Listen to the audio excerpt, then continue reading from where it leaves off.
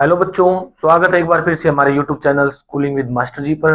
मैं आपका biology teacher अंकित खालसा एक और नई वीडियो में आपका स्वागत करता हूं। आई होप आपकी तैयारी अच्छी चल रही होगी। ट्वेल्थ बायोलॉजी की जो मोस्ट एक्सपेक्टेड की सीरीज है, उसी के रिगार्डिंग एक और नई वीडियो आज लेकर हम आए हैं। 10 वीडियो हम इसके लेकर आएंगे मोस्ट एक्सपेक्टेड क्वेश्चंस की, जो पूरा 70 मार्क्स का एक वीडियो के अंदर हम कवर करा रहे हैं।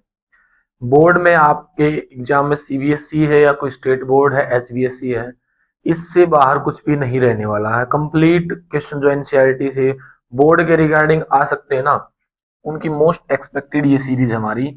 तो अगर आपने ये नहीं देखी है तो एक बार कंप्लीट देख लेना। आज हमारी 8वीं या 9वीं वीडियो कंप्लीट होने वाली है। देखिए, सेक्शन ए के अंदर पहला क्वेश्चन है, large unit of land having different type of plants and animals are called. देखो, अलग अलग तरह के एनिमल और प्लांट जहां पाए जाते हैं उसको हम बोलते हैं बायोम। वैसे ही अगर यूनिफॉर्म वेजिटेटिव की बात करें, वेजिटेशन की बात करें, तो ये वो लैंड होती है, ये वो रीजन होता है जहां पर एक ही तरह की वेजिटेशन ग्रो करते हैं प्लांट्स। इकोसिस्टम में क्या आता है? इकोसिस्टम के अंदर एबायोटिक और बायोटिक का इंटरेक्शन आता है। लिविंग ऑर्गेनिज्म जब फिजिकल क्वांटिटी के साथ इंटरेक्शन करते हैं ना, उसको बोलते हैं हम इकोसिस्टम। और नीच क्या होते हैं? ये होती है सुटेबल इन्वायरमेंट, ऐसा ज्योग्राफिकल एरिया जहां पर कोई ऑर्गेनिज्म अडेप्टेशन कर लेता है, उसके लिए वो उसके रिगार्डिंग वो सुटेबल रीजन होता है। तो इसका आंसर रहने वाला हमारा biome. Which of the following sexual transmitted disease is not caused by virus. अभी यहाँ पर देखिए, ये नोट याद रखना, आपने ध्यान देना इस चीज की तरफ। कहीं आप पढ़ लो sexual transmitted disease caused by virus, और आप देखो इसमें पहला ही आंसर देखते ही आप लगा दो ये वायरस होती है, और गलत करके आ जाओगे। तो कहाँ पर नोट दिया और कहाँ पर नहीं दिया, ये चीज आपने ध्यान रखनी है, ये इंपॉर्टेंट है। क्योंकि बोर्ड में ऐसे ही करके आपको पजल करता है, आप नोट की तरफ ध्यान नहीं देते, यहाँ तक पढ़ लेते हैं which one of the following is sexually transmitted disease, और पहला ही आंसर लगा देंगे। इसने पूछा है वायरस से ना होने वाली बीमारी। जेनिटल वार्ट भी वायरस से ही होती है, herpes भी वायरस से होती है, और हेपेटाइटिस बी भी। बैक्टीरिया से होने वाली डिजीज कौन सी है? गोनेरिया। अब इसी के अंदर एक चीज और अगर हम देखें, इसके अंदर जो जेनिटल herpes है और हेपेटाइटिस बी है, ये दोनों ही नॉन क्योरेबल है, और इसी के साथ में एड्स। ये तीनों एसटीडी डिजीज कौन सी हैं? नॉन क्योरेबल है, और तीनों ही किससे होती हैं? वायरस से होने वाली डिजीज है। वायरस से सेक्सुअली ट्रांसमिट होती है डिजीज। नेक्स्ट क्वेश्चन देखिए बेटा, the IUCN red data list in 2004 in the last 500 years documents the existing extinctions of nearby 784 species including which one of the following। अब इसने कहा बेटा, जो रेड डाटा बुक थी ना, international union of conservation of nature and natural resources, इसकी full form भी पूछ ली जाती है, international union for conservation of nature and natural resources. अब इसके अकॉर्डिंग लास्ट के जो 500 साल है ना, 2014 का डाटा है ये, उसमें इसने बताया है कि 784 स्पीसीज एक्सटिंक्ट हो चुकी हैं, खत्म हो चुकी हैं, जिनके अंदर इनमें से कोई एक ऑप्शन आपने देना है। एनसीईआरटी के अंदर गिवन है 359 इनवर्टिब्रेट्स एक्सटिंक्ट हो चुके हैं, ये हमारा आंसर रहने वाला है। इसके अलावा अगर हम बात करें, 338 वर्टिब्रेट्स एक्सटिंक्ट हो चुके हैं, और 87 प्लांट्स। ये डाटा आपका एनसीईआरटी में गिवन है। 359 इनवर्टिब्रेट्स हैं, 338 वर्टिब्रेट्स हैं, तो हमारा आंसर रहने वाला है इसके अंदर 359 इनवर्टिब्रेट्स का। ऑप्शन में आपको ये भी दे सकता है और ये भी, और यहाँ पर दे देगा ऑल ऑफ द अबो, तीनों देकर ऑल ऑफ दीज भी दे सकता है। नेक्स्ट क्वेश्चन देखिए, intense lactation in mothers act as a natural contraceptive due to. देखिए, नेचुरल कॉन्ट्रासेप्टिव मेथड में हमने पढ़ी थी, इसके अंदर क्या था, एक हमने लैक्टेशन का भी पढ़ा था हमने, लैक्टेशनल इन एमिनेरिया।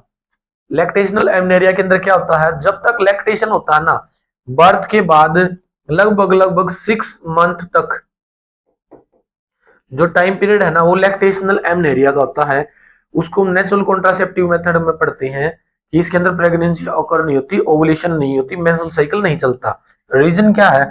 इसके अंदर जो गोनेडोट्रोपिन्स होते हैं ना बेटा, गोनेडोट्रोपिन्स, वो स्प्रेस हो जाते हैं, उनका स्प्रेशन होता है। गोनेडोट्रोपिन्स कौन से होते हैं, FSH है और LH है ल्यूटिनाइजिंग हार्मोन, और ये क्या करते हैं, स्प्रेस हो जाते हैं।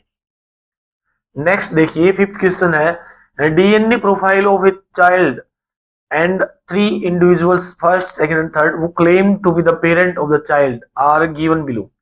Select the option that show the correct actual parents of the child. Parent or parents. अब देखिए बेटा, यहाँ पर एक लड़का या लड़की दी है, एक चाइल्ड दिया है, एक्स उसको नाम दिया कोई भी, और तीन ये इंडिविजुअल दिए हैं जो क्या दावा कर रहे हैं कि इसके पेरेंट्स हैं। अब इनमें से बताना है कौन सा पेरेंट है। अब एक भी हो सकता है और दो भी हो सकते हैं, इनमें कहीं पर भी ये नहीं दिया है कि कौन मेल है कौन फीमेल है। तो अब इनमें से हमने छांटना है इनको। अब इसका क्रोमोजोम दे रखा है, यहाँ पर क्या है, इसकी जो जेल इलेक्ट्रोफोर्सिस कर रखी है और इन तीनों की भी। अब हमने मैच करना है इनके अंदर से और इनके अंदर से, इनके तीनों के अंदर से जो है ना ये DNA फॉर्म हुआ है, तो इसकी सीक्वेंस जिसमें मैच हो जाएगी वो इसका पेरेंट होगा। अब देखिए यहाँ पे ये है, ये भी ठीक है, तो ये मैच कर रहा, ये यहां से मैच कर रहा, ये इसमें मैच कर रहा, ये है इसमें भी मैच कर रहा और इसमें भी मैच कर रहा, ये है ये सीक्वेंस इसके अंदर मैच कर इसकी, ये सीक्वेंस इसके अंदर, ये इसमें और ये इसमें। अब अगर आप देखें मैक्सिमम जो इसकी स्ट्रेंथ्स है ना वो मैच कर रही हैं फर्स्ट और थर्ड के साथ, इसके साथ नहीं मैच कर रही है, एक ही मैच करती है और वो भी बहुत ही कम। तो अब इसमें क्या है, या तो पेरेंट ये है या ये है या फिर ये दोनों होंगे। अगर ऑप्शन में दे रखा है बेटा एक, तो ये भी इसका पेरेंट है, और अगर दे रखा है 3 तो ये भी, या फिर ये दोनों ही। इसमें इंडिविजुअल फर्स्ट एंड थर्ड जो है ना ये हमारा रहने वाला है। बिल्कुल आसान है, सीक्वेंस मैच करनी है हमने, और पेरेंट एक या दो भी मिल सकते हैं, एक मदर हो है एक दूसरा फादर होगा। नेक्स्ट क्वेश्चन देखिए, bacteria present in rumen of cattle digest cellulose to produce. देखिए रूमेन्स कौन से होते हैं, ग्रास ईटिंग एनिमल्स, दुधारू पशु, कैटल्स जिनको बोलते हैं। अब कैटल्स के अंदर हमने कल भी पढ़ा था मिथेनोजन बैक्टीरिया पाई जाती है, उनकी गट में क्या प्रोड्यूस करते हैं, वो मिथेन प्रोड्यूस करते हैं। मिथेन किसके डाइजेशन से होता है, सेलुलोज के डाइजेशन से प्रोड्यूस होता है। हमारी बॉडी में सेलुलोज डाइजेस्ट नहीं होता, सेलुलोज डाइजेस्टिव एंजाइम हमारी बॉडी में अपेंडिक्स के अंदर पहले हुआ करते थे, लेकिन अब वो वेस्टिजियल ऑर्गन है। तो कैटल्स में या फिर रूमेन्स में, ग्रास ईटिंग और जो एनिमल है उनके अंदर सेलुलोज को डाइजेस्ट करके मीथेन प्रोड्यूस की जाती है। नेक्स्ट है, एक ग्राफ दे रखा है नेचुरल सिलेक्शन का, और बताना जिराफ की नेक के ऊपर। ये क्वेश्चन काफी बार आ चुका है, इस तरह के क्वेश्चन बेटा आते हैं। इस तरफ जो है ना नंबर ऑफ जिराफ दे रखा है, और इस तरफ जो है लेंथ, जो है नेक की जो लेंथ है वो दे रखी है। अब ये क्या है, ये यहाँ पर ग्राफ बना रहा है, 3 तरह के ग्राफ बनते हैं बेटा। इस तरह से मैंने इसको समझाने की कोशिश की थी आपको, इसको A, B और C मान लेते हैं। यहाँ पर एक्सट्रीम लो, यहाँ पर एक्सट्रीम हाई, और ये मॉडरेट ट्रेट के लिए होता है। जैसे हाइट का बताया था, अगर यहाँ पर ग्राफ बन रहा है ना तो इसका मतलब कम हाइट वाले ज्यादा है, ये क्या, कम हाइट वाले ज्यादा है। अगर हमारा ग्राफ बन रहा है यहाँ पर ऐसे, तो जो मॉडरेट हाइट वाले हैं, बीच की हाइट जो है वो ज्यादा है। और अगर हमारा कर्व बनेगा यहाँ पे तो ये क्या है, ज्यादा हाइट वाले ज्यादा है, और बाकी जो कम हाइट में और मॉडरेट हाइट में उनका अमाउंट कम होगा। तो इस तरह से अब अगर ग्राफ बनता बेटा यहाँ पर तो इसको बोलते हैं डायरेक्शनल, या फिर बनेगा यहाँ पर तो ये डायरेक्शनल है, किसी भी एक डायरेक्शन में बनेगा A या C के ऊपर। अगर कर्व बनता हमारा B पर तो इसको बोलते हैं स्टेबलाइजिंग, और अगर हमारा कर्व बनता है A और B पर तो इसको हम बोलते हैं बेटा डिसरप्टिव। तो इसके अंदर हमारा कर्व कहाँ बना हुआ है, एक तरफ है डायरेक्शनल है, स्टेबलाइजिंग नहीं होगा, डिसरप्टिव भी नहीं होगा, डायरेक्शनल कर्व हमारा। और साथ में लॉन्गर नेक जो है ना वो सिलेक्ट हो रही है, तो इस तरफ है। डायरेक्शनल भी कहाँ है, लॉन्गर नेक की तरफ है। अगर हम देखें तो C के ऊपर बन रहा हमारा। नेक्स्ट क्वेश्चन देखिए, एक डायग्राम दे रखा है मिलर एक्सपेरिमेंट, ये भी काफी बार आ चुका है। इसको अपने सिलेक्ट करना है कि बेटा कहां पर कौन सी चीज है। इसके अंदर ई पर अगर हम देखें, पहले ए से स्टार्ट कर देते हैं। ए में क्या है, ये इलेक्ट्रोड्स है। ए के अंदर क्या है, इलेक्ट्रोड है, चारों ऑप्शन में इलेक्ट्रोड दिए हुए हैं। अगर हम देखें बी के अंदर यहाँ पर क्या प्रिमिटिव गैसेस है, इसी से हमारा आंसर आ जाता है बेटा। प्रिमिटिव गैस में अगर देखा है यहाँ पर क्या दे रखा है, अमोनिया और वाटर, और भी तीन के अलावा, तो ये हमारा आंसर नहीं रहने वाला है। अगर यहाँ पर देखा है, यहाँ पर क्या है, अमोनिया है, हाइड्रोजन है, वाटर है और मीथेन है, ये चारों थी। तो हम आगे चलेंगे, सी में क्या है, सी हमारा गिवन है यहाँ पर, ये हमारा सी है। यहाँ पर क्या लगा हुआ, कंडेंसर लगा हुआ, कंडेंसर के अंदर क्या कोल्ड वाटर डाला जाता है, इसमें स्टीम गिवन है, स्टीम गिवन है, तो हमारा ये भी आंसर नहीं रहने वाला है। नेक्स्ट में ए में इलेक्ट्रोड है, अमोनिया, हाइड्रोजन, वाटर और मीथेन, ये और कोल्ड वाटर है सी में। डी में देखेंगे हम, यहाँ से क्या है, वैक्यूम क्रिएट किया जाता है, तो वैक्यूम है। और ई के अंदर क्या है, यू ट्रैप होते हैं, यू ट्रैप, तो हमारा आंसर क्या रहने वाला है, थर्ड रहने वाला। नेक्स्ट 9th क्वेश्चन इसमें है, the important step in the process of decomposition are, all of the above पहले ही गिवन। देखिए ऐसे क्वेश्चन में ना all of the above mostly D में मिलता है, लेकिन ये कई बार इनको एडजस्ट करने में कुछ प्रॉब्लम आ जाती है। देखते हैं बी में है, ह्यूमिफिकेशन एंड मिनरलाइजेशन। डीकम्पोजिशन में क्या होता है बेटा, सबसे पहले जो लार्ज पार्टिकल है ना, कोई भी डेड रिमेन्स है, उसको छोटे छोटे कॉम्प्लेक्स बॉडी को सिंपल बॉडी के अंदर, सिंपल पार्टिकल के अंदर ब्रेक डाउन किया जाता है। तो उसको क्या है, सबसे पहले छोटे पार्टिकल्स में तोड़ना, कैटाबोलिज्म, कैटाबोलिज्म करना, उसके फ्रेगमेंट करने हमने। तो देखिए पहले इसके क्या फ्रेगमेंट होंगे, ये बात ठीक है हमारी। मिनरलाइजेशन भी उसी के अंदर आती है, लेकिन मिनरलाइजेशन से पहले क्या है, कैटाबोलिज्म चलता हमारा। तो कैटाबोलिज्म भी है, लीचिंग है, वाटर की हेल्प से वो सोइल के अंदर ऐड हो जाता है। तो ये भी हमारा आंसर ठीक है, और ओमिफिकेशन और मिनरलाइजेशन भी ठीक है। तो हमारा ऑल ऑफ द अबव रहने वाला इसमें, क्योंकि डीकम्पोजिशन रिएक्शन में क्या है, सबसे पहले जो लार्ज पार्टिकल उनके फ्रेगमेंट करने होते हैं, फिर उनको डाइजेस्ट करना होता है, फ्रेगमेंटेशन, कैटाबोलिज्म। फिर जो स्मॉल पार्टिकल्स हैं वो वाटर की हेल्प से मिट्टी के अंदर से लीचिंग करते हैं और वो सोइल में ऐड हो जाते हैं, और लीचिंग के बाद फिर मिनरलाइजेशन हो जाता है, जो और भी छोटे बैक्टीरिया उनको मिनरल्स में कन्वर्ट कर देते हैं। तो ये चारों स्टेप इसके अंदर है हमारे, तो ऑल ऑफ द अबव रहने वाला है। नेक्स्ट क्वेश्चन है, एक पेडिग्री चार्ट दे रखा है, आपको पता बेटा ये क्या है, फीमेल, और ये क्या है, मेल के लिए है, और इसको ऐसे फिल कर रखा है, तो इसका मतलब ये क्या है, इन्फेक्टेड है,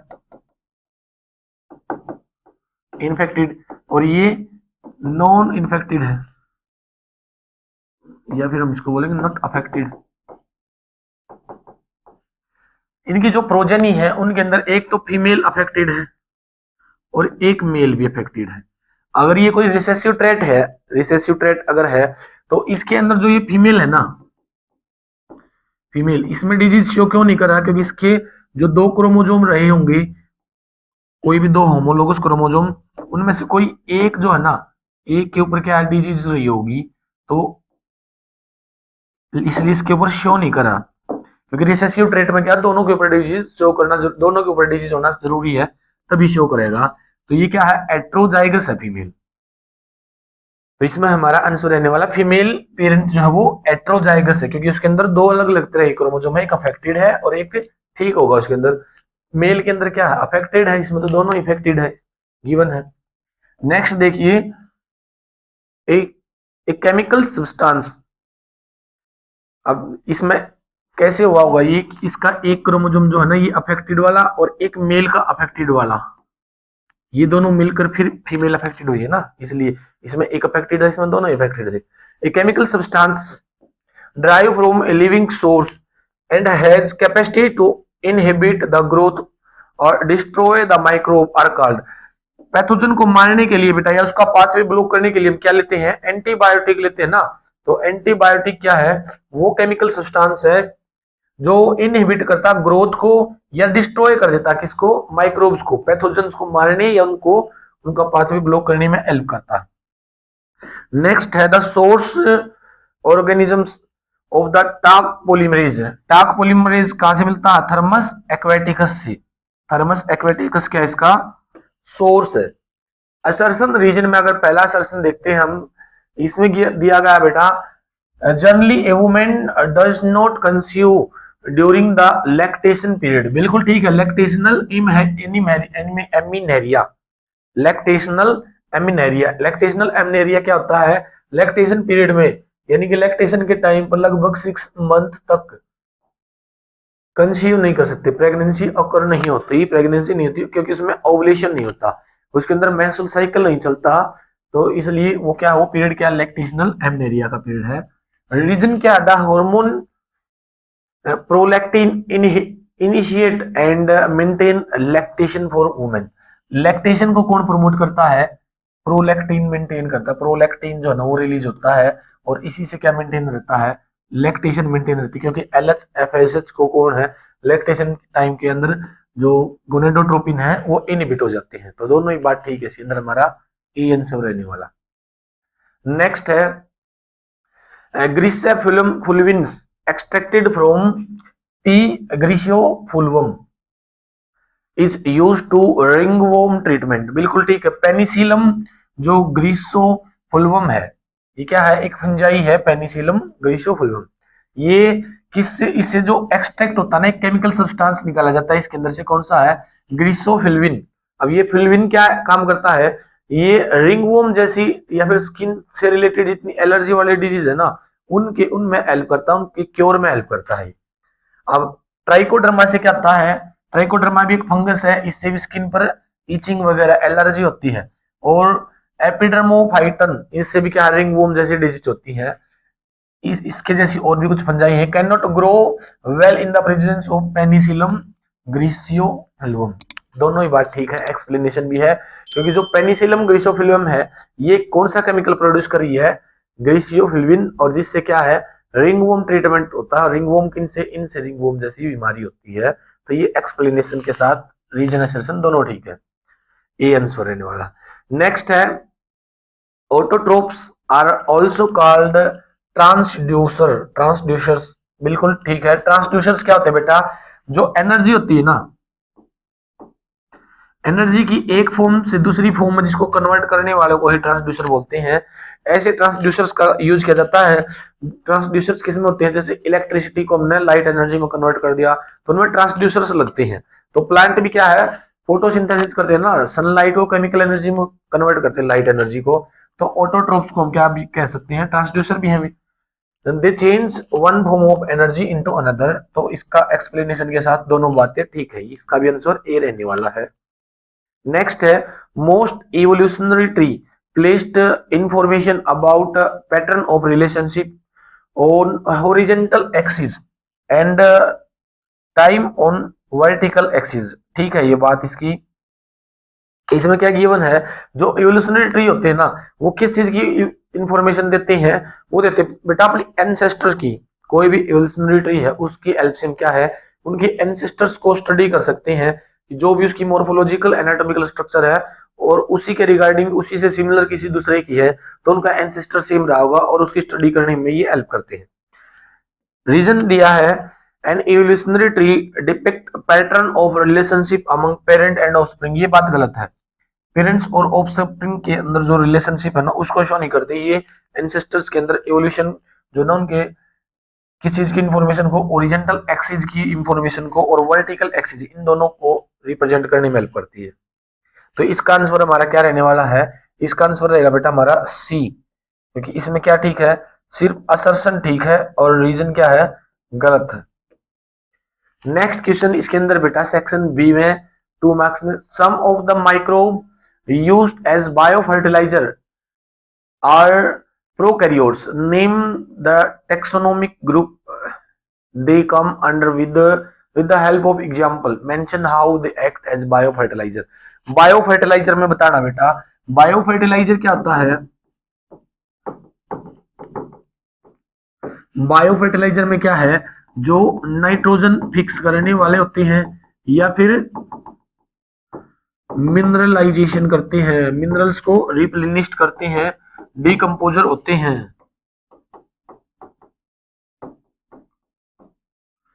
और कुछ हमने इसने कहा प्रोकैरियोटिक ऑर्गेनिज्म है जिसके अंदर बेटा नोस्टोक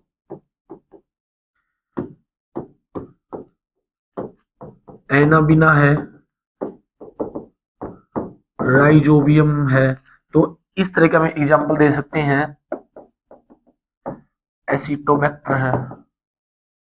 ये सारे के सारे क्या है, ये ऑर्गेनिजम्स है, बायोफर्टिलाइजर फर्टिलाइजर है प्रोकैरियोटिक। और कौन सी टेक्सोनोमिक ग्रुप में आते हैं ये आते हैं बेटा प्रोकैरियोटिक में। तो टेक्सोनोमिकल ग्रुप अगर हम देखें तो नाइट्रोजन फिक्सेशन करने वाले हैं ये सबसे पहले कौन से पोरीफेरा के अंदर। नेक्स्ट है given below A sequence of step of transcription in eukaryotic answer the following. Transcription दिखा रहा है कि बेटा डीएनए से क्या बना है आरएनए, आरएनए और आरएनए की सीक्वेंस है। अब इसमें बताना क्या आपने A B C and D जो इन ब्लैंक्स दिए उनको फिल करना है। ए में क्या डीएनए से आरएनए कौन बनाता है, डीएनए से आरएनए कौन बनाता है बेटा डीएनए पॉलीमरेज, डीएनए से DNA dependent RNA polymerase enzyme. DNA से आरएनए बनाने वाला कौन है DNA dependent RNA polymerase. RNA से आरएनए बनाएगा तो आरएनए डिपेंडेंट आरएनए, डीएनए से डीएनए बनेगा तो डीएनए डिपेंडेंट डीएनए पॉलीमरेज। जिसको बना रहा है आरएनए बना रहा है तो आरएनए पॉलीमरेज है। किससे बना रहा है डीएनए से तो डीएनए डिपेंडेंट है वो आरएनए पॉलीमरेज। नेक्स्ट बी में यहाँ है इसमें यहाँ पर क्या बनेगा बेटा कौन सा आरएनए बनेगा। सबसे पहले एमआरएनए नहीं बनता उसमें कौन सा बनता है एचएनआरएनए। एचएनआरएनए की स्प्लिसिंग की जाती है। स्प्लिसिंग करने के बाद उस पर क्या है कुछ ग्रुप जोड़े जाते हैं जैसे मिथाइल ग्वेनोसिन ट्राइफॉस्फेट तो उसके फेस पर यहाँ पर जोड़ दिया जाता है। और यहाँ पर लास्ट में क्या जोड़ा जाता है एडिनाइलेटिक एसिड। तो यहाँ पर क्या जोड़ा जाएगा अब इसमें क्या ये स्प्लिसिंग कर रहे हैं इसकी एमआरएनए बनने से पहले। सी में क्या जाएगा स्प्लिस्ड आरएनए और डी में क्या हमारा फिर एमआरएनए तैयार होगा। डी में कंप्लीट एमआरएनए तैयार होगा। Why hnRNA is required to undergo splicing. HnRNA जो ना जो यहाँ पर बना था बेटा हमारा ये वाला ये एचएनआरएनए इसमें स्प्लिसिंग होनी जरूरी क्यों है क्योंकि स्प्लिसिंग से के बिना एमआरएनए नहीं बनेगा बेटा। जैसे मान लो ये एक एचएनआरएनए है इस एचएनआरएनए के अंदर बीच बीच में कुछ इसमें बीच बीच में कुछ ऐसी सीक्वेंस मिलेंगी बेटा जो इंपॉर्टेंट नहीं होती ट्रांसक्रिप्शन जिससे नहीं होगा सॉरी ट्रांसलेशन नहीं हो सकता जिससे इनको बोलते हैं हम इंट्रोन। ये क्या है इंट्रोन है। इन इंट्रोन को रिमूव करके हमने जो बाकी बच गए ना ये जो बच गए इनको बोलते हैं एक्सोन। ये एक्सोन्स इनको जोड़ना होता है उसी को स्प्लिसिंग कैपिंग टेलिंग में हम पढ़ते हैं। तो इसलिए जो एचएनआरएनए हमारा उसकी स्प्लिसिंग होनी जरूरी है क्योंकि जो इसमें नॉन ट्रांसक्रिप्टेबल यूनिट्स है ना जो ट्रांसलेशन जिसकी नहीं हो सकती और ट्रांसक्रिप्शन जिसकी हो गई है ऐसी यूनिट जिससे आगे चलकर क्या नहीं होगा ट्रांसक्रिप्शन और ट्रांसलेशन नहीं होगा इससे प्रोटीन सिंथेसाइज नहीं हो सकता। तो इन यूनिट्स को हमने निकालना इसके अंदर से इसलिए एचएनआरएनए की स्प्लिसिंग जरूरी होती है। नेक्स्ट क्वेश्चन बेटा इसके अंदर है majority of angiosperm have hermaphrodite flower. Hermaphrodite flower कौन से होते हैं जिसमें मेल और फीमेल दोनों तरह के फ्लावर मिलते हैं ना। ऐसा फ्लावर जिस पर मेल और फीमेल दोनों पार्ट होते हैं उसको बोलते हैं बेटा हम हर्माफ्रोडाइट। तो मैक्सिमम जो एंजियोस्पर्म है ना उनमें क्या मेल फीमेल एक ही फ्लावर पर मिलती है लेकिन self pollination is discouraged by them. फिर भी सेल पोलिनेशन को डिस्करेज करती हैं यानी कि ऐसा फ्लावर है बेटा एक ऐसा फ्लावर है जिस पर पिस्टिल भी प्रेजेंट है और साथ में क्या प्रेजेंट है स्टेमन भी प्रेजेंट है फिर भी ये क्या सेल पोलिनेशन को डिस्करेज करते हैं। Example any 3 outbreeding devices that they have developed to achieve this. ऐसी 3 टेक्निक बतानी कि वो सेल पोलिनेशन को रोक सके। अब इसने बोला बेटा हर्माफ्रोडाइट प्लांट है हर्माफ्रोडाइट के अंदर ही बताना है तो इसके अंदर ये मत लिख के आ जाना आप कि प्लांट जो है ना सेल्फ इनकम्पेटिबिलिटी के लिए क्या करते हैं यूनिसेक्सुअल फ्लावर प्रोड्यूस करेंगे। बात ये हर्माफ्रोडाइट की कर रहा है तो यूनिसेक्सुअल की तो बात ही नहीं करनी हमने यहाँ पे। तो ऐसे प्लांट जिसमें मेल फीमेल दोनों है वो कौन सी 3 आउटब्रीडिंग डिवाइस का यूज करेंगी। तो इसमें सबसे पहली क्या है पोजीशन इनकी पोजीशन क्या करेंगे अलग अलग कर देंगे कि स्टेमस जो है ना वो नीचे रह जाता ओवरी ऊपर चली जाती है। इसके अंदर जो ओवरी है इसका जो स्टिग्मा है ना वो इससे ऊपर की तरफ चला जाता है ऐसे। तो इसके जो पोलन ग्रेन्स है वो यहीं पर ड्रॉप होकर रह जाते हैं या इधर उधर हवा में चले जाते हैं। तो पोजीशन डिफरेंस कर लेगा। दूसरा क्या है मेच्योरिटी, मेच्योरिटी टाइम अलग अलग कर लेगा कि पहले स्टिग्मा मैच्योर होगा, फिर जो है ना स्टेमन्स मैच्योर होगा। पहले इसका जो है पिस्टिल और जो स्टेमन है, इन दोनों का मेच्योरिटी टाइम अलग अलग कर देता है कि एक टाइम पर ये मैच्योर होगा, एक टाइम पर ये अलग मैच्योर होगा। तीसरी चीज क्या हो सकती है, तीसरी चीज आउटब्रीडिंग डिवाइसेस में हम पढ़ सकते हैं सेल्फ इनकम्पैटिबिलिटी।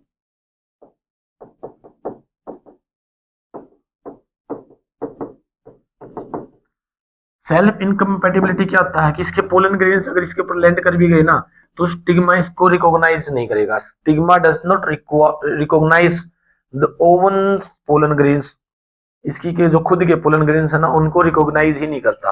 तो ये तीन टेक्निक यूज कर सकते हैं प्लांट सेल पोलिनेशन को रोकने के लिए। कौन से प्लांट, जो हर्माफ्रोडाइट है, मेल फीमेल दोनों ही सिस्टम जिसके पास है, ऐसे प्लांट। अब करते क्यों है ये इन आउटब्रीडिंग डिवाइसेस का यूज, ताकि इवोल्यूशन हो उसकी।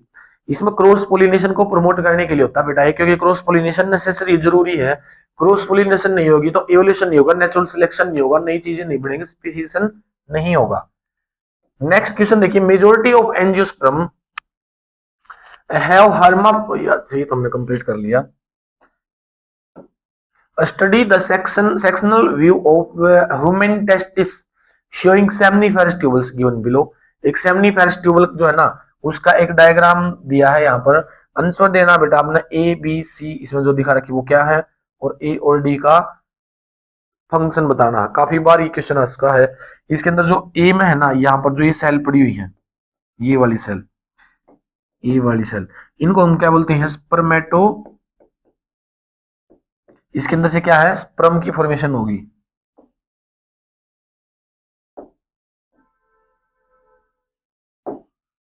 ये वाली यहां पर जो है, ये वाली सेल,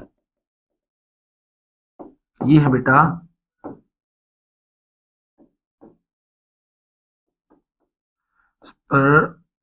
स्पर्मेटोगोनिया। स्पर्मेटोगोनिया, स्पर्मेटोगोनिया से क्या बनते हैं, प्राइमरी स्पर्मेटोसाइट बनेंगे, प्राइमरी से सेकेंडरी, और उनसे फिर मैच्योर होते हैं। उनसे मैच्योर होने के बाद ये डेवलप हो गए हमारे स्पर्मेटोजोआ। तो सी के अंदर क्या हमारे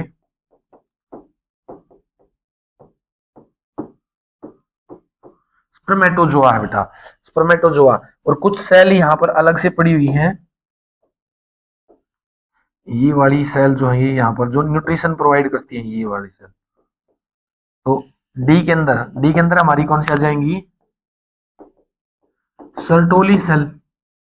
और फिर इनसे बाहर एक तो ये सेमनीफेरस ट्यूबल ये है, इसके अंदर एक ये यहाँ पर पड़ी हुई है।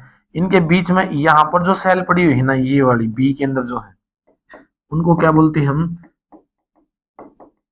इंटरस्टिशियल सेल या लेडिक सेल। अब स्पर्मेटोगोनिया का फंक्शन बताना। स्पर्मेटोगोनिया क्या है, स्पर्मेटोगोनिया म्योसिस करके क्या बनता, प्राइमरी स्पर्मेटोसाइट, सेकेंडरी स्पर्मेटोसाइट, फिर उससे क्या बनता, स्पर्मेटाइड, स्पर्मेटाइड से क्या बनता है, स्पर्मेटोजोआ, स्पर्मेटोजोआ से क्या बनता है, स्पर्म बनते हैं। इंटरस्टिशियल सेल या लेडिंग सेल का काम क्या है, ये हार्मोन सेक्रेट करता है बेटा। स्पर्मेटोजोआ क्या, स्पर्मेटोजोआ से क्या है, स्पर्म की फॉर्मेशन होती है, और सर्टोली सेल न्यूट्रिशन का काम करती है, ये इसको न्यूट्रिशन प्रोवाइड करवाती है। नेक्स्ट क्वेश्चन देखिए, a patient had suffered myocardial infection and the clots were found in his blood vessels. Name the clot buster that can be used to dissolve the clots and microorganisms from which it is obtained। बेटा myocardial infection जो है ना, इससे पीड़ित है कोई एक patient. अब मायोकार्डियल इन्फेक्शन क्या होता है, बॉडी के अंदर ना क्लोट्स जमा होना स्टार्ट हो जाते हैं बेटा, कहीं कहीं पर क्लोट्स जो है ना वो जमा होना स्टार्ट कर जाते हैं। तो उनको ब्रस्ट करने के लिए क्लोट बस्टर कौन सा है, क्लोट बस्टर कौन सा है बेटा, क्लोट बस्टर बेटा कौन सा है और कहां से मिलता है, स्ट्रेप्टोकाइनेज। स्ट्रेप्टोकाइनेज कौन सा एंजाइम है जो क्लोट बस्ट करता है, और मिलता किससे, ये स्ट्रेप्टोकोकस से। स्ट्रेप्टोकोकस से ये हमें मिलता है बेटा। नेक्स्ट इसमें a women had just undergone and kidney transplant. Kidney transplant की है बेटा इसकी। और बताना क्या है, a bio active molecules drug administered to oppose kidney rejection by the body. अब बॉडी के अंदर हमने क्या किया, एक पेशेंट है, एक वुमेन पेशेंट है, उसके अंदर किडनी ट्रांसप्लांट की है। अब किडनी डोनर से लेकर और उस पेशेंट को दी हमने, तो उसकी बॉडी उसको रिजेक्ट करेगी। क्यों रिजेक्ट करेगी? क्योंकि एंटीजन अलग हो जाएगा बेटा, और हमारी बॉडी के अंदर जो मैक्रोफेगोसाइट सेल है ना, वो फॉरनर एंटीजन को एक्सेप्ट नहीं करती। तो उसके लिए क्या करना पड़ेगा, हमने इम्यूनिटी को स्प्रेस करना पड़ेगा। बताना कौन सा बायोमोलिक्यूल है ऐसा जो इसको, इसके रिजेक्शन को रोकेगा, और कहां से वो एक्सट्रैक्ट किया जाता है, ये दोनों चीजें बतानी है। तो इसमें क्या बेटा, इम्यूनिटी को स्प्रेस करने वाला ढूंढना हमने, इम्यूनो स्प्रेसर। इसमें कौन सा बेटा, साइक्लोस्पोरिन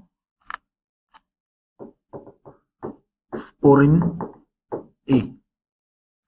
साइक्लोस्पोरिन ए कौन सा एंजाइम है, ये बेटा इम्यूनिटी को स्प्रेस कर देता है। अगर इम्यूनिटी स्प्रेस हो गई तो फिर ऑर्गन ट्रांसप्लांटेशन हो जाएगा, क्योंकि इम्यूनिटी स्प्रेस हो गई। अब वो इम्यूनिटी हमारे जो ऑर्गन हमने जो ट्रांसप्लांट किया है उसको रिजेक्ट नहीं करेगी। और साइक्लोस्पोरिन जो है, इसको एक्सट्रैक्ट कहां से किया जाता है साइक्लोस्पोरिन को? साइक्लोस्पोरिन मिलता है बेटा ट्राइकोडर्मा पोलिस्पोरम से।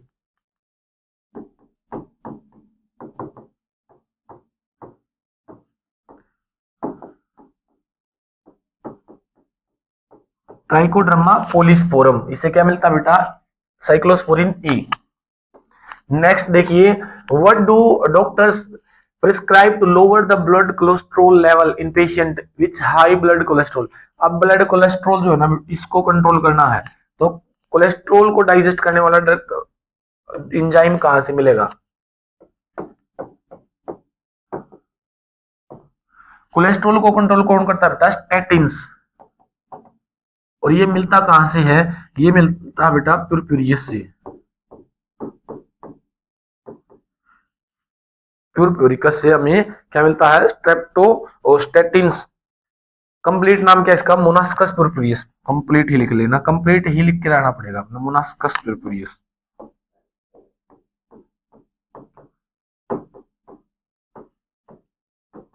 मोनास्कस प्यूरपुरिकस, इससे मिलता है बेटा हमने कोलेस्ट्रॉल डाइजेस्ट करने वाला, कोलेस्ट्रॉल को कंट्रोल करने वाला। तो ये तीनों एंजाइम इंपॉर्टेंट है। क्लोट बस्टर कौन है? Immunity suppressor. इम्यूनो सप्रेसर कौन है? हमारी इम्यूनिटी को सप्रेस करने वाला। और कोलेस्ट्रॉल कंट्रोल कौन करता है? स्ट्रेप्टोकाइनेज है, और साइक्लोस्पोरिन ए है, और हमने स्टैटिन्स है। मिलते किन से हैं ये? स्ट्रेप्टोकोकस से, ट्राइकोडर्मा पोलिस्पोरम से, और मोनास्कस प्यूरपुरियस से। नेक्स्ट क्वेश्चन है बेटा, treatment of waste water is done in sewage treatment plant to make it less polluting. Explain the following with the example with the treatment process. Primary sludge बताना है, activated sludge बताना है, और anaerobic sludge, ये तीन digester बताने बेटा। अब इसके अंदर क्या है, जो सीवेज है ना उसका ट्रीटमेंट करना है, और उसके अंदर बताना बेटा हमने प्राइमरी स्लज कब बनेगा, एक्टिव स्लज कब बनेगा, और एनएरोबिक स्लज कब बनेगा। अब जो सीवेज है, सीवेज ट्रीटमेंट को हम दो हिस्सों में बांटते हैं। एक कौन सा है? प्राइमरी और एक सेकेंडरी। प्राइमरी और सेकेंडरी, प्राइमरी को ही हम क्या बोलते हैं? Physical treatment. और सेकेंडरी को हम क्या बोलते हैं बेटा? सेकेंडरी को हम बोलते हैं बायोजेनिक ट्रीटमेंट।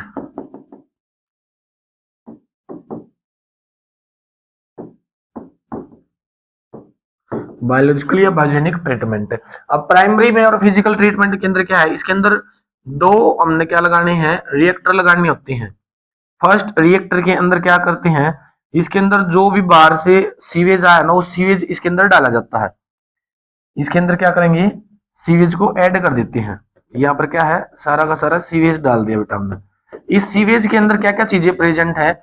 इसके अंदर बहुत सारी वेस्ट प्रेजेंट है, जो फ्लोटेड वेस्ट भी होंगे कुछ इस पर ऊपर की तरफ तैरने वाले, और कुछ स्टोन्स वगैरह होंगे जो यहाँ पर डस्ट पार्टिकल होंगे कुछ इसके अंदर, कुछ इसके अंदर क्या है, ऐसे डस्ट पार्टिकल भी ऐड हैं। ये हमारा क्या है, सीवेज है। तो अब इसमें क्या करते हैं हम, इसके अंदर इसको अनडिस्टर्ब्ड छोड़ देते हैं बेटा। सॉरी, इसके अंदर क्या है, हम जो फ्लोटेड वेस्ट है ना उसको फ्लोस को निकालते हैं बाहर।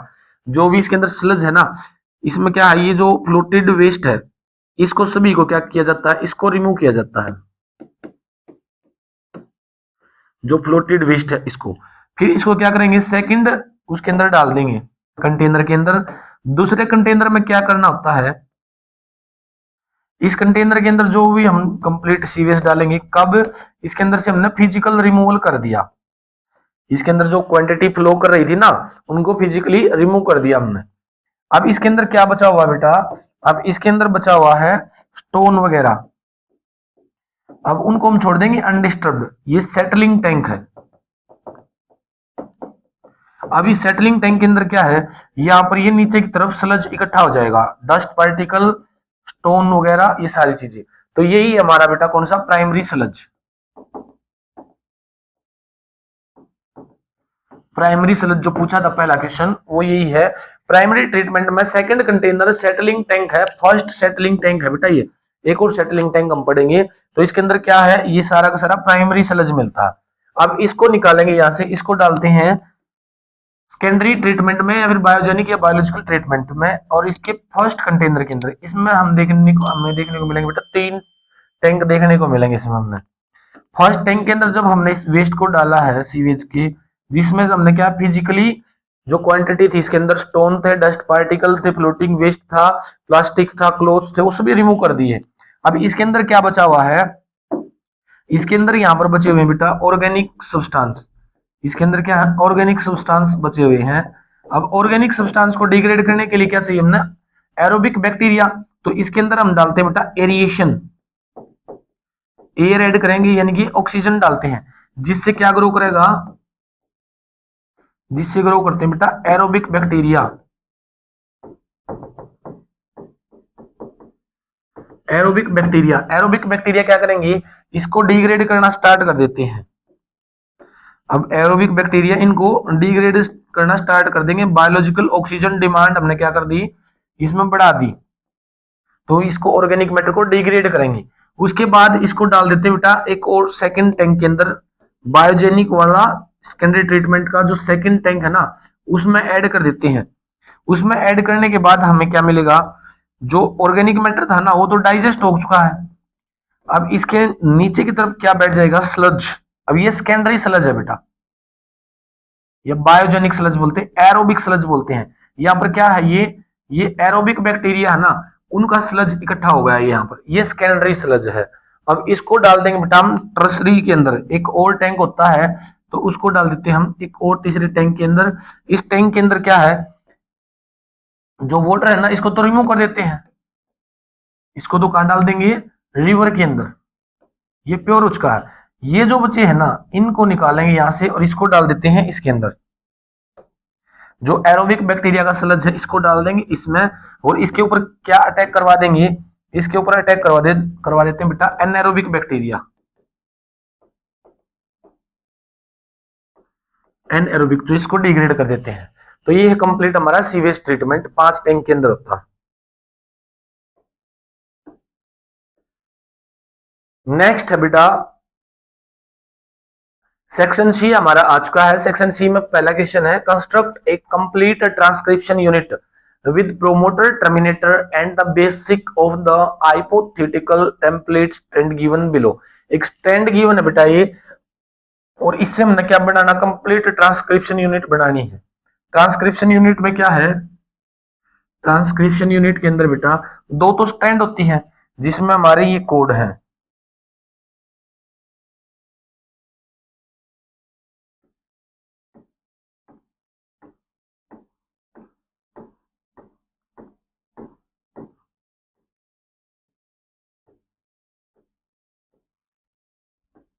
तो ये दोनों स्ट्रैंड है हमारे यहाँ पर। इसमें है बेटा A T G C A T, G C A T A और सी, ये हमारी स्ट्रैंड है, टेम्पलेट स्ट्रैंड।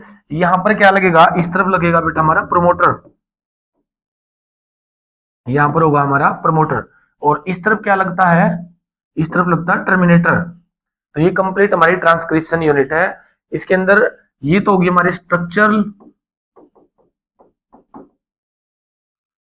और ये स्ट्रैंड कौन सी होगी,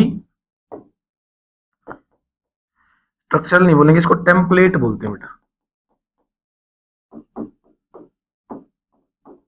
टेम्पलेट। क्योंकि स्ट्रक्चरल तो ये कंप्लीट जीन है, स्ट्रक्चरल जीन, इसमें जिसकी जिसकी जो टेम्पलेट होता है, जिसके नीचे क्या बनाया जाता है, आरएनए बनेगा ना, टीआरएन एमआरएनए जो बनेगा, उसको बोलते हैं हम टेम्पलेट स्ट्रैंड। दूसरी जो स्ट्रैंड बचगी ना हमारी अपोजिट स्ट्रैंड, इसको कोडिंग स्ट्रैंड बोलते हैं।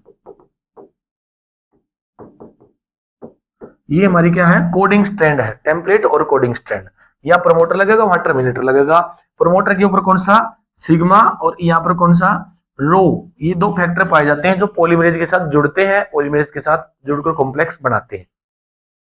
नेक्स्ट क्वेश्चन इसमें बेटा, right RNA strand transcribe from the above transcription. अब ट्रांसक्रिप्शन के बाद, अब जो ट्रांसक्रिप्शन के बाद यहां से जो भी हमने पोलरिटी जो एमआरएनए बनेगा ना, एमआरएनए मिलेगा, उस आरएनए की स्ट्रैंड बतानी बेटा, कौन सी स्ट्रैंड होगी। अब ऐसी स्ट्रैंड प्रोड्यूस होगी हमारे पास एमआरएनए की।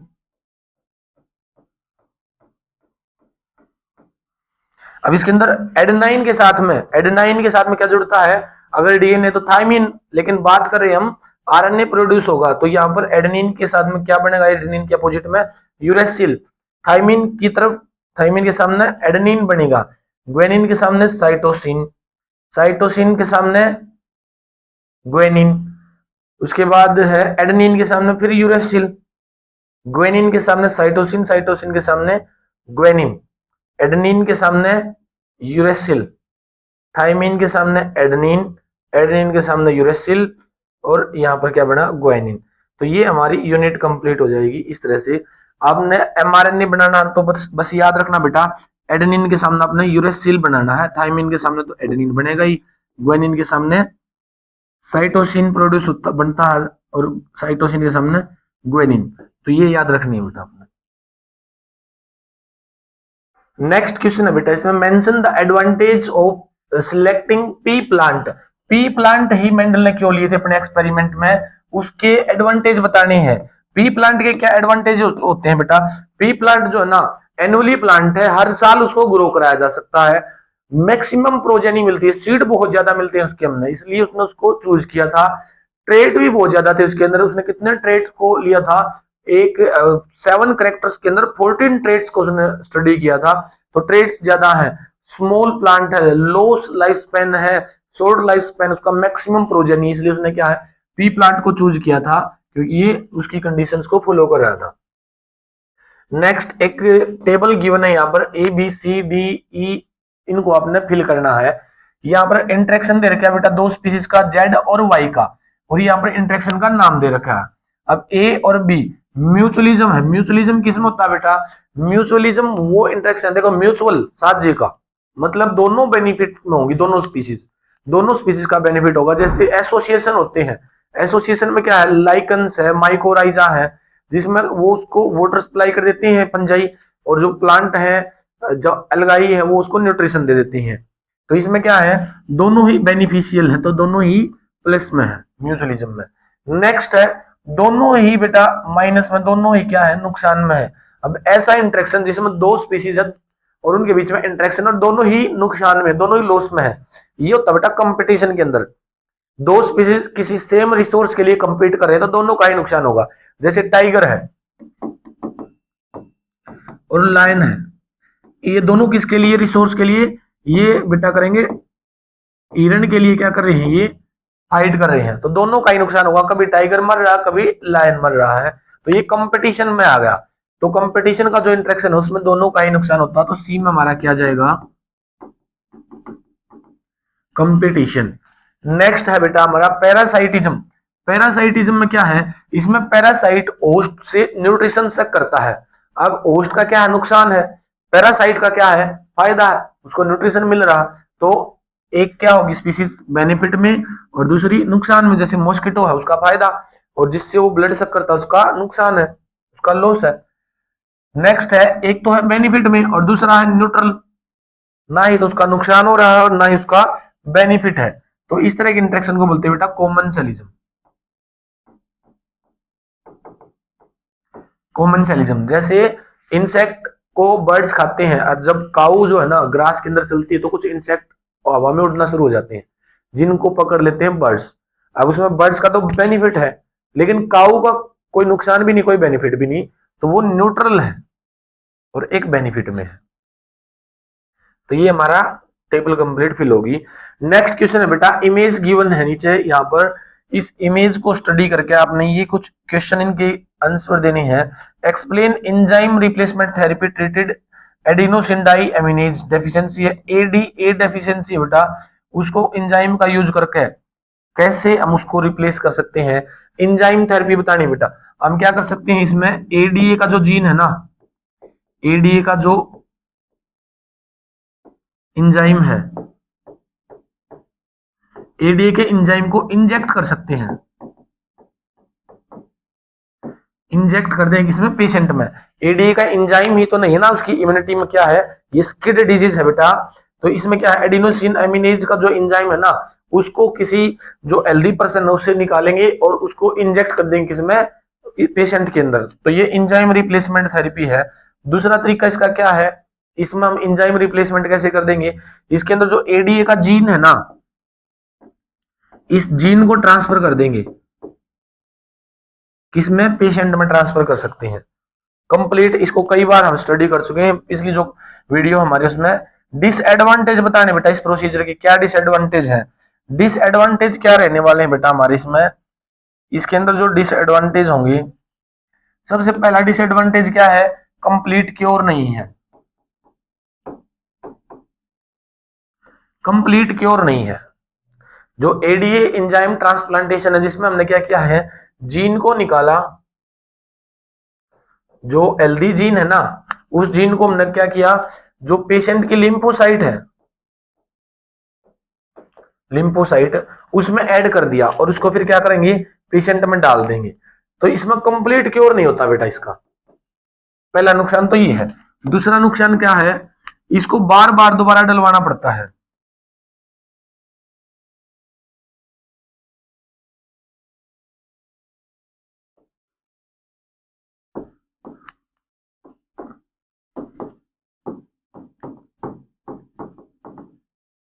रिपीटेटिव है ये, कि बार बार इसको रिपीट करना पड़ता है इस थेरेपी को, इसीलिए क्या इसके ये कुछ डिसएडवांटेज है।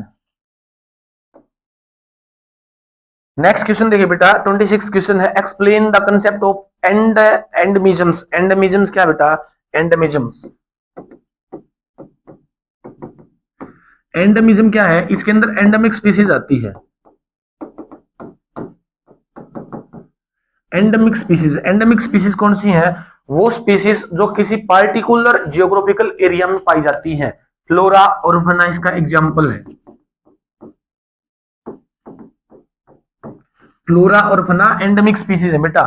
उसी तरह की अडेप्टेशन को हम क्या बोलते हैं, एंडेमिजम्स। एंडेमिज्म क्या है, the criteria of special geographical area in which the specific species are found. Some specific जो स्पीसीज हैं वो एक स्पेसिफिक एरिया में पाई जाती हैं, उन्हीं को एंडेमिक स्पीसीज बोलते हैं, वही क्या है, एंडेजम्स है बेटा। नेक्स्ट इसके अंदर है, name 4 region in around the country that are considered hotspot. Hotspot क्या होता है,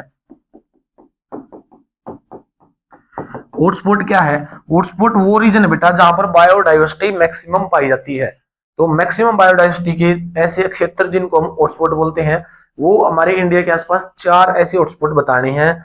वैसे ऑल अराउंड वर्ल्ड ये कितनी है, 34 हॉटस्पॉट जो है वो हमने बना रखे हैं जहां पर मैक्सिमम बायोडाइवर्सिटी है, और 4 इंडिया के अंदर बताने हैं। अगर इंडिया के अंदर 4 हम देखें तो इसमें सबसे पहला हमारा हिमालय है, हिमालय के बाद अगर हम जाए वेस्टर्न घाट, वेस्टर्न घाट के यही पास में क्या है, श्रीलंका, और श्रीलंका से आगे की तरफ चलते हैं तो इंडो बर्मा, इंडो बर्मा। तो ये 4 रीजन है। चारों याद करने बहुत आसान है, एक मैप के जरिए से हम इसको समझेंगे। ये देखिए, ये जो रीजन है ना हमारा, ये है हिमालयाज का रीजन, तो ये बायोडाइवर्सिटी है, यहाँ पर क्या है, ये हॉटस्पॉट रीजन बना रखे हमने, मैक्सिमम डाइवर्सिटी रीजन है ये। एक है हमारा वेस्टर्न घाट समुद्र के इलाके पर ये वाला रीजन, यहाँ पर भी जो स्पीसीज है ना मैक्सिमम पाई जाती है, एम्फीबियंस की स्पीसीज बहुत ज्यादा पाई जाती है यहाँ पर। उसके बाद जाते हैं तो यहाँ पर श्रीलंका में है ना, ये भी एक हॉटस्पॉट रीजन है, यहाँ पर भी डाइवर्सिटी बहुत ज्यादा है। इस तरफ आते हैं तो ये इंडिया और बर्मा के बीच का जो रीजन है ना, सेवन सिस्टर्स वाला रीजन जिसको हम बोलते हैं, तो ये इंडो बर्मा रीजन है हमारा। और उसके अलावा यहाँ पर क्या है, जो हमारे अंडमान निकोबार है ना, उसमें भी हमारा क्या है, सुंडालैंड्स जो है, ये भी एक बायोडाइवर्सिटी है। तो ये चार इनको भी बता सकते हैं, और श्रीलंका भी है, आप कोई भी पांच में से एक चार बता सकते हैं। तो ये हॉटस्पॉट रीजन है बेटा हमारे इंडिया के आसपास जो पाए जाते हैं।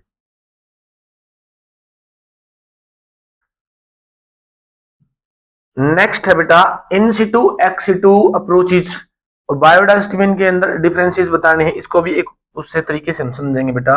बायोडाइवर्सिटी जो कंजर्वेशन है उसमें इन सिटू क्या है, ऑन साइट है। ऑन साइट मतलब हमने ऑर्गेनिजम्स को प्रोटेक्ट करना है, और जहां का उनका नेटिव प्लेस है ना, वहीं पर उनको प्रोटेक्शन देना है। जैसे हम फॉरेस्ट में पूरी की पूरी बायोडाइवर्सिटी को प्रोटेक्ट कर देते हैं, तो वो क्या है, इन सिटू कंजर्वेशन है, कि जहां पर वो एक्चुअली एग्जिस्ट करते थे ना, वहीं की वहीं पर हमने उनको प्रोटेक्शन दे दिया।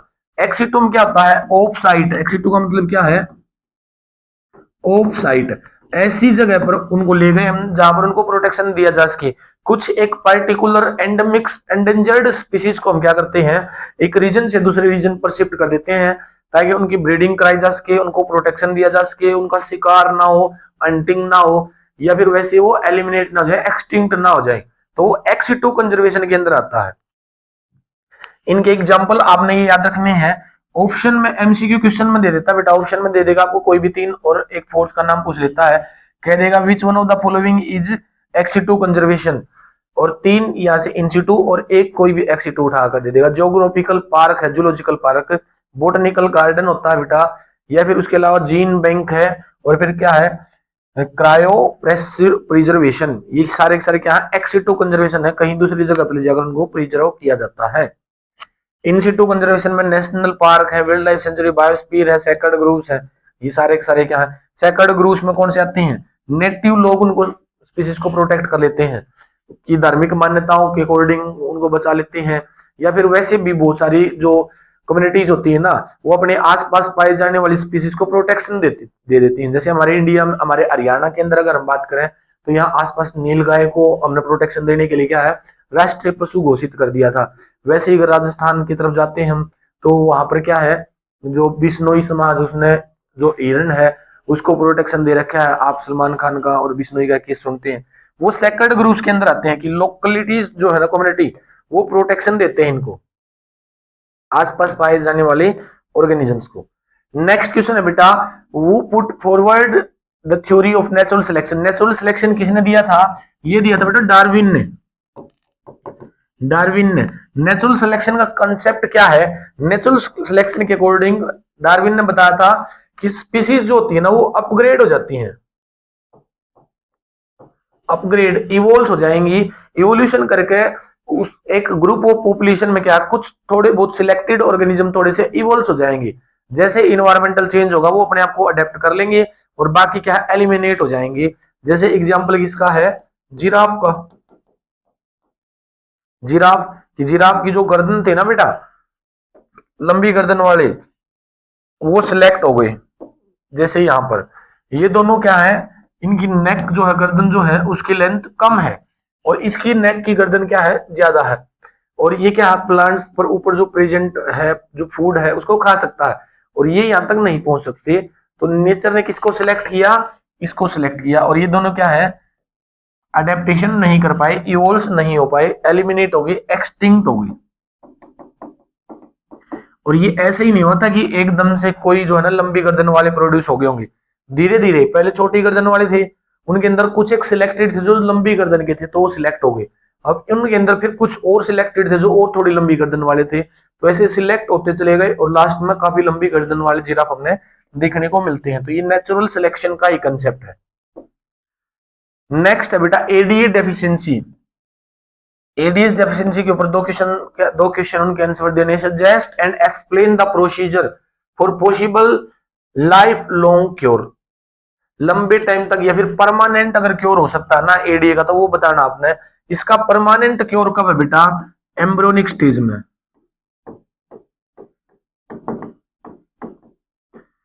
एम्ब्रियोनिक स्टेज में अगर हमें पता लग जाता है एडीए डेफिशिएंसी का, तो हम क्या कर देते हैं, जीन थेरेपी, जो अभी पढ़ के आए थे हम, जीन थेरेपी। जीन थेरेपी में क्या किया था हमने, जो हेल्दी पर्सन है उसकी जीन को निकालते हैं, पेशेंट की लिम्फोसाइट को निकाल लेंगे, और फिर क्या है, जो वायरस होते हैं ना, रेट्रो वायरस, उसकी हेल्प से उसको वेक्टर बनाकर क्या करेंगे हम, एडीए का जीन लिम्फोसाइट में डाल देते हैं। फिर लिम्फोसाइट को कल्चर कर लेंगे, ग्रोथ करवा लेते हैं, उनसे प्रोटीन प्रोड्यूस होगा, एडीए उसमें अगर है तो लिम्फोसाइट को क्या कर देते हैं हम, पेशेंट में डाल देते हैं। या फिर इसके अलावा और क्या है, बोन मैरो ट्रांसप्लांट। ये परमानेंट क्योर नहीं है, बोन मैरो ट्रांसप्लांट कर देते हैं। या फिर एडीए का जो एंजाइम है ना, उसके इंजेक्शन लगा सकते हैं, ये भी कंप्लीट क्योर नहीं है। अदर पॉसिबल रीजन ट्रीटमेंट में यही है कि एडीए एंजाइम दे सकते हैं, बोन मैरो डाल सकते हैं। नेक्स्ट है, आपने रीड करना है, एक टेक्स्ट दे रखा है और इसके ऊपर कुछ क्वेश्चन है। The process of formation of mature female gametophyte is called oogenesis, which of the markedly different from. ये बेटा इसमें मिस होगा ये क्वेश्चन, ये कंप्लीट यहाँ पर गिवन नहीं है, एक केस स्टडी गिवन है ये, इसके आंसर देने थे आपने।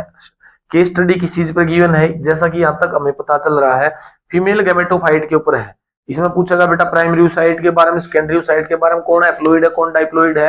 ये ऐसी ही हम एक केस स्टडी पिछले उनमें वीडियोस में कंप्लीट कर चुके हैं। अगर आप वहां तक पहुंच सकते हैं तो एक बार जाइए वो वीडियो जरूर देख ले हमारी। ये यहाँ पर इसका आंसर दे रखा है, मिस नहीं है, ये यहाँ पर इसके क्वेश्चन दे रखे हैं। तो ये इस तरह से एक केस स्टडी गिवन है, इसको रीड करके अपना आंसर देना है। How is primary oocyte different from secondary oocyte। Primary oocyte secondary oocyte से अलग क्यों है? प्राइमरी oocyte जो होता है ना बेटा, ये बर्थ से पहले बनता है, बर्थ से पहले, और सेकेंडरी oocyte बनता है बेटा आफ्टर बर्थ। ये बर्थ के बाद में बनता है। बर्थ से पहले कैसे प्रोड्यूस होगा, जब फीटल स्टेज में होती है ना फीमेल, उस टाइम पर उसकी ओवरी के अंदर मियोसिस होती है, और मियोसिस के अंदर जो प्रोफेज फर्स्ट है ना, प्रोफेज फर्स्ट, उसी के अंदर क्या है, प्राइमरी oocyte क्या हो जाते हैं, सस्पेंडेड हो जाते हैं, अरेस्टेड हो जाते हैं। उसके बाद बर्थ के बाद प्यूबरिटी जब आती है, प्यूबरिटी, उस प्यूबरिटी के बाद सेकेंडरी oocyte बनता है, ये डिफरेंस इनके अंदर। नेक्स्ट है, mention the change take place during the transition of secondary follicle to Graafian. अब सेकेंडरी फॉलिकल से ग्रेफियन फॉलिकल तक जब बनते हैं ओगोनिया के अंदर क्या चेंजेस आते हैं। अब जो प्राइमरी जो oocyte है, प्राइमरी oocyte के अंदर ओवम नहीं बना होता, जैसे ये डेवलप होता है इसके अंदर ओवम, और फिर साथ में क्या है, कैविटी जनरेट होना शुरू हो जाती है, ओगोनियम की जो कैविटी है, और ग्रेफियन फॉलिकल जब मैच्योर हो जाती है तो कंप्लीट oocyte ग्रेनुलोसा सेल, ये सारी चीजें तैयार हो जाती है इसके अंदर। नेक्स्ट है, how many follicles are left in each ovary in human female at puberty. Puberty के टाइम पर देखिए, प्राइमरी oocyte जो था ना वो बर्थ से पहले बन गई थी। उसके बाद अगर कहे ये जन्म के टाइम पर, बर्थ के टाइम पर क्या है, जो प्राइमरी oocyte है ना, प्राइमरी oocyte कितने होते हैं, 1.5 मिलियन पर ओवरी। एक ओवरी के अंदर 15 लाख oocyte होते हैं, प्राइमरी oocyte। इसने पूछा है कि फर्टिलाइजेशन के टाइम, उस पर सॉरी प्यूबरिटी के टाइम पर कितने फॉलिकल बचे हुए हैं। प्यूबरिटी के टाइम पर ओवरी बचते हैं बेटा 60 टू 80 के, 60 से 80 हजार के बीच में प्राइमरी oocyte बचे होते हैं, प्राइमरी फॉलिकल्स बचे होते हैं।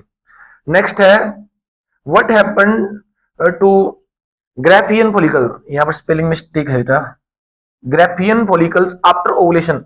ओवुलेशन के बाद ये जो ओवम है ना, ये बाहर निकल जाता है, और ये ग्रेफिन फॉलिकल क्या बच जाती है, कार्पस लुटियम, जो क्या रिलीज करती है, प्रोजेस्टेरोन रिलीज करती है बेटा।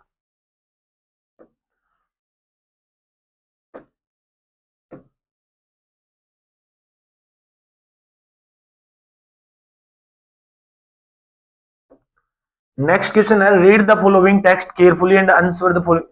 ये हमारी दूसरी केस स्टडी है।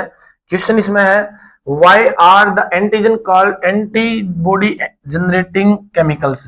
एंटीजन जो होते हैं ना, उन जो एंटीबॉडी हैं वो एंटीजन के लिए क्या प्रोड्यूस करती हैं, एंटीबॉडी को बाइंड करने वाला केमिकल। अब जैसे ही हमारी हमारी बॉडी के अंदर ये बेटा लिम्फोसाइट सेल है, जिसमें मोनोसाइट, इयोसिनो और बेजोफिल, ये तीनों क्या है, ग्रेनुलोसाइट का एग्जांपल है।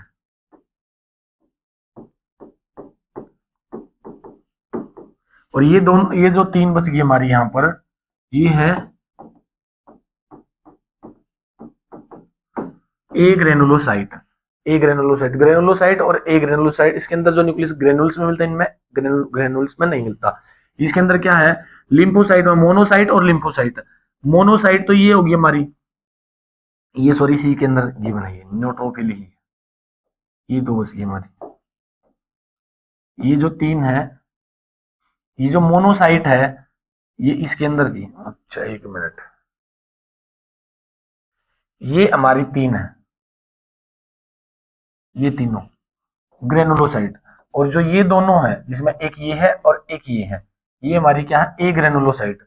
ए ग्रेनुलोसाइट में मोनोसाइट और लिम्फोसाइट होती है। लिम्फोसाइट फिर आगे जाकर टी सेल और बी सेल इनमें कन्वर्ट हो जाती है, दो इस तरह से डिफरेंशिएट हो जाती है। मोनोसाइट से फिर क्या बनता है, मैक्रोफेगस बनता है।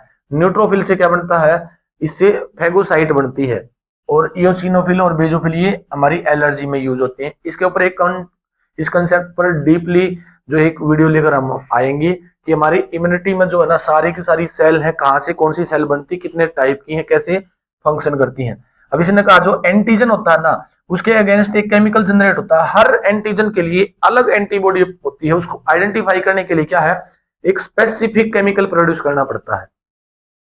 Next, which two type of lymphocyte. Lymphocyte के दो टाइप कौन से हैं, टी और बी सेल, टी लिम्फोसाइट और B lymphocyte. Give the common site of formation of two type of lymphocyte. Formation कहां होती है बेटा, ये बोन मैरो के अंदर। बोन मैरो में क्या है, ये फॉर्म होती है। What is the site of differentiation. और डिफरेंशिएशन, अब देखो लिम्फोसाइट क्या, मोनो और लिम्फोसाइट दो तरह की सेल कहां बनेगी, बोन मैरो में। उसके बाद फिर ये क्या है, टी सेल के अंदर, बी सेल के अंदर डिफरेंशिएट कहां होंगी, तो डिफरेंशिएशन की साइट क्या है इसकी, ये बेटा थाइमस, थाइमस में जाकर डिफरेंशिएट होती है ये, या फिर पेस्चर सेल के अंदर भी। नेक्स्ट क्वेश्चन है, describe the process of double fertilisation in angiosperm. Angiosperm के अंदर हमने डबल फर्टिलाइजेशन को डिफाइन करना बेटा। डबल फर्टिलाइजेशन, ओवम जो होता है ना हमारा, इस ओवम के अंदर यहां पर मिलती है हमारी एंटीपोडल सेल, एंटीपोडल सेल है। यहां पर पाई जाती है बेटा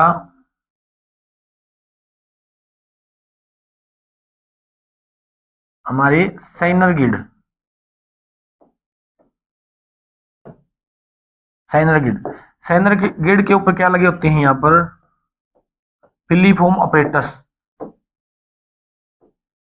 फिलीफोम अपरेटस। और साइनरगिड के पास में यहां पर एक और सेल पाई जाती है, ऐसे नहीं, इसके अंदर ये हमारा होता है एग, ये हमारी साइनरगिड्स है, ये हमारे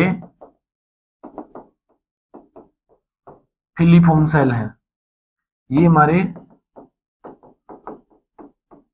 एंटीपोडल है। इनके अलावा बीच में यहां पर और एक बड़ी सेल है, ये वाली जो सेल बच गई ना, ये वाली जो बड़ी सेल है, ये वाली जो बड़ी सेल है ना, इस बड़ी सेल के अंदर दो न्यूक्लियाई रखी होती है, जिनको बोलते हैं पोलर न्यूक्लियाई। अब जैसे ही पोलन ट्यूब आती है ना, पोलन ट्यूब जब आएगी, पोलन ट्यूब के अंदर क्या है, दो जर्म सेल होती हैं, जिनमें से एक जो जर्म सेल है ना, एक जो जर्म सेल है, ये फ्यूजन करती है बेटा इस एग के साथ। ये जो जर्म सेल है, ये जो जर्म सेल है, ये फ्यूजन किसके साथ करेगी, यहां पर इस एग सेल के साथ, और जो दूसरी बच गई ये इस पोलर न्यूक्लियाई के साथ। इसी को डबल फर्टिलाइजेशन बोलते हैं। कि पहली एग, ये पहली जो जर्म सेल थी उसने एग के साथ फर्टिलाइजेशन किया, फिर दूसरी जो बच गई पोलर न्यूक्लियाई के साथ, यही क्या हमारा डबल फर्टिलाइजेशन है बेटा। नेक्स्ट क्वेश्चन है इसके अंदर, trace the development of polyploidal of the formation of double fertilisation in non albuminous seed और एल्बुमिनस सीड दोनों के अंदर।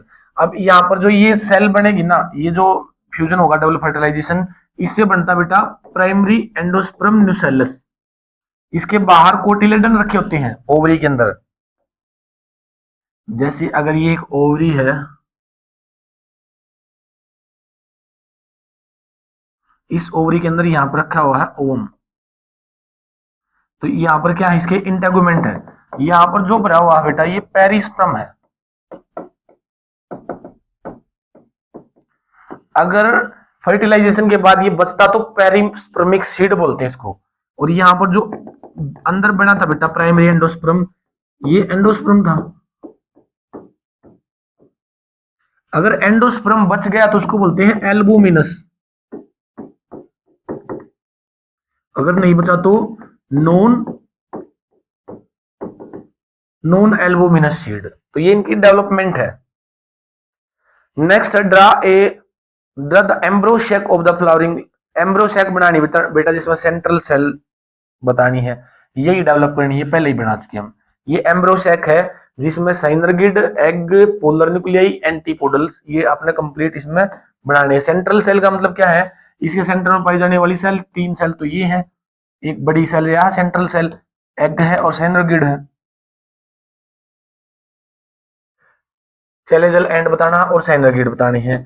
इसके अंदर चैलेजल एंड कौन सा है, एंटीपोडल वाला जो एंड होता है ना, अरे एंटीपोडल वाला जो एंड है ये कौन सा एंड है, चैलेजल। ये वाला जो एंड है ये कौन सा है, माइक्रोपाइल एंड।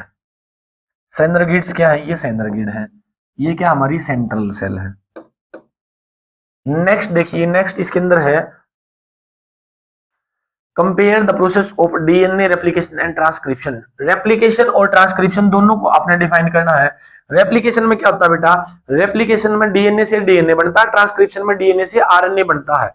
रेप्लिकेशन में क्या रिक्वायर होता है, रेप्लिकेशन में डीएनए पॉलीमरेज की जरूरत होती है, ट्रांसक्रिप्शन में आरएनए पॉलीमरेज लगता है। रेप्लिकेशन में डीएनए की दोनों स्ट्रैंड की कॉपी होती है, और ट्रांसक्रिप्शन में एक स्पेसिफिक स्ट्रैंड जो है ना जीन पाई जाती है, उसमें एक ही स्ट्रैंड की कॉपी होती है। डीएनए और रेप्लिकेशन में डबल स्ट्रैंडेड की कॉपी करके डबल स्ट्रैंडेड डीएनए बना जाता है, लेकिन ट्रांसक्रिप्शन में सिंगल स्ट्रैंड आरएनए बनता है। रेप्लिकेशन में एडेनिन के सामने थाइमिन जुड़ता है, लेकिन जो ट्रांसक्रिप्शन उसमें एडेनिन के सामने यूरेसिल बनता है बेटा, यूरेसिल का एमआरएनए बनता है। नेक्स्ट है explain the relationship of ribosomes, tRNA और mRNA during the process of translation in prokaryotic. Prokaryotic के अंदर टीआरएनए और एमआरएनए का और राइबोसोम्स का, तीनों आरएनए का, आरआरएनए, टीआरएनए और एमआरएनए, इन तीनों का रिलेशन बताना बेटा। एमआरएनए के ऊपर क्या होता है, ट्रांसक्रिप्शन और ट्रांसलेशन होती है, प्रोटीन अमीनो एसिड को जोड़ा जाता है। टीआरएनए लेकर आता है, आरआरएनए जोड़ने में हेल्प करता है। कंप्लीट हमने ये वन शॉट के अंदर करा रखा है, वहां पर आपको जाकर इसको देख लेना है एक बार कि क्या रिलेशनशिप है राइबोसोम्स में। आरआरएनए की जो है ना 2 सब यूनिट होती हैं, एक स्मॉल सब यूनिट, एक लार्ज सब यूनिट। कितने टाइप के उसमें स्वेडबर्ग यूनिट्स में आपका हमने आरआरएनए पढ़ रखे हैं, और कैसे टीआरएनए जो है एक स्पेसिफिक लोकेशन पर जाकर जुड़ता है, तो ये आप वहां पर जाकर एक बार देख ले। नेक्स्ट है if A desired gene is identified in an organism for some experiment, explain the process, cutting of the desired gene from specific and multiple copy। आपने 2 चीज बतानी है बेटा, एक तो हमने क्या जीन को काटना है, कट करने के लिए क्या चाहिए हमने, एंडोन्यूक्लिएज। एंडोन्यूक्लिएज रेस्ट्रिक्शन एंजाइम है बेटा, ये क्या है, रेस्ट्रिक्शन एंजाइम पाए जाते हैं।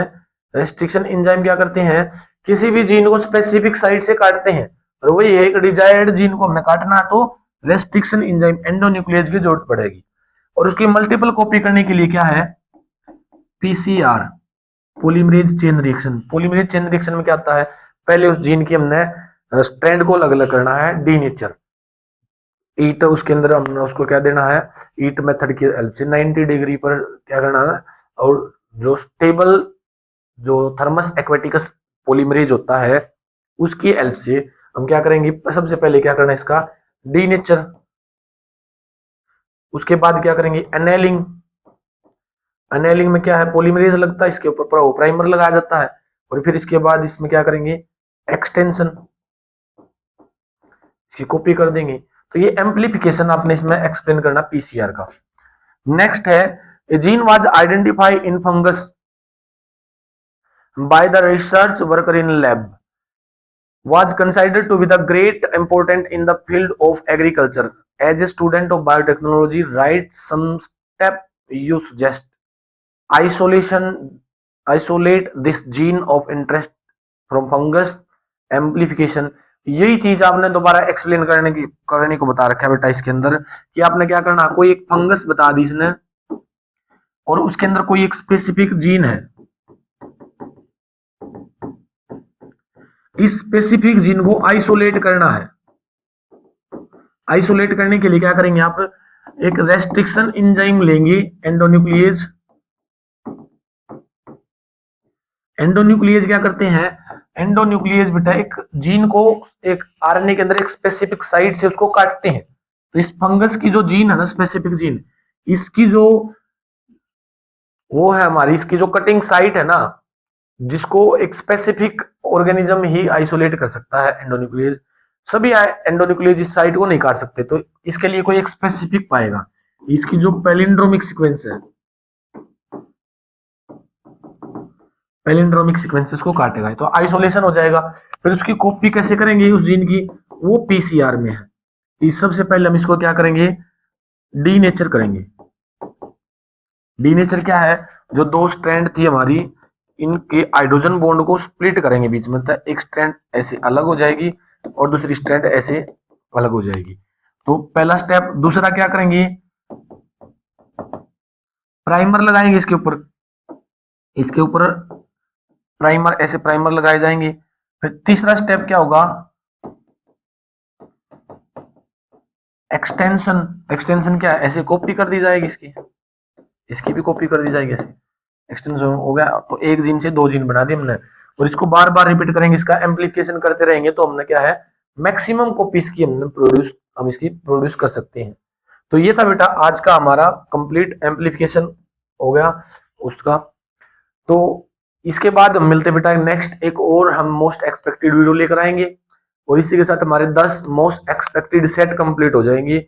अगर बोर्ड के रिगार्डिंग आपने कंप्लीट आपका पेपर करना है, अटेम्प्ट करना है, तो ये सीरीज बहुत ही इंपॉर्टेंट रहने वाली है, इसको जरूर देख लें एक बार जाकर, अगर आपने नहीं देखा एग्जाम से पहले ये सीरीज देख लेंगे।